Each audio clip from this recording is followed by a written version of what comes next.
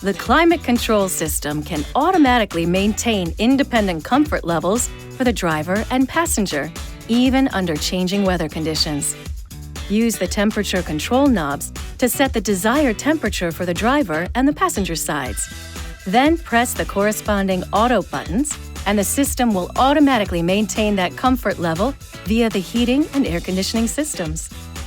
You can change the set temperatures at any time during automatic operation, or turn the rear defroster, air conditioning, or air recirculation features on or off, or push sync to synchronize the driver and passenger temperatures.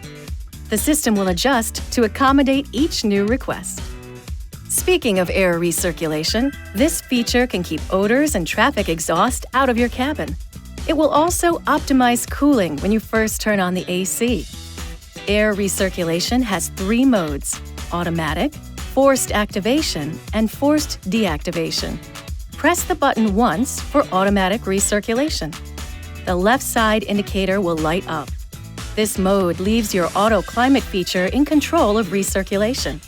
Press it again for forced activation.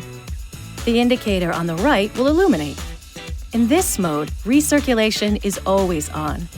Press the button a 3rd time, and both indicator lights will turn off to let you know you're in forced deactivation mode, which always lets outside air circulate through your system. For manual system operation, adjust the controls to your desired settings.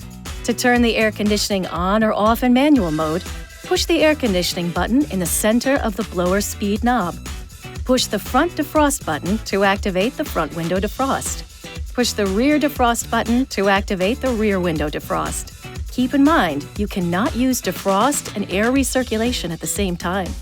To turn the climate controls off, turn the fan speed control all the way counterclockwise. The off message will appear on your information and entertainment system radio screen. This video is not intended to take the place of your owner's manual. For complete details and other important safety information, please see your owner's information.